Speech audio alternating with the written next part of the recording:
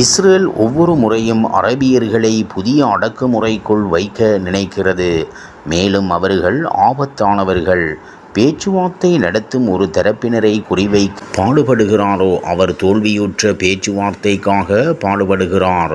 Israel Palestine மக்களை வெளியேற்றுவதற்கு ஒரு முன் நிபந்தனையாக காசாவை வாழ தகுதியற்றதாக மாற்ற விரும்புகிறது. இஸ்ரேல் ஒவ்வொரு முறையும் அரபியர்களை புதிய அடக்குமுறைக்குள் வைக்க நினைக்கிறது. மேலும் அவர்கள் ஆபத்தானவர்கள். இஸ்ரேல் சிரியாவை பிரிக்கும் பணியில் அதன் திட்டங்கள் நிறைவேறாது. அரபு பகுதி இஸ்ரேலிய செல்வாக்கின் பகுதியாக மாறும் என்ற நெதன்யாகுவின் கனவுகள் இது ஒரு ஆபத்தான மாயை. அமைதி முயற்சியை இஸ்ரேல் ஏற்றுக்கொண்டிருந்ததால் அது அதன் சிறைபிடிக்கப்பட்டவர்களுடன் எண்ணற்ற பேரழிவுகளை காப்பாற்றியிருக்கும். இஸ்ரேலில் உள்ள தீவிரவாத அரசாங்கம் அதே நேரத்தில் இனவெறி பயங்கரவாத கொள்கைகளை பின்பற்றுகிறது.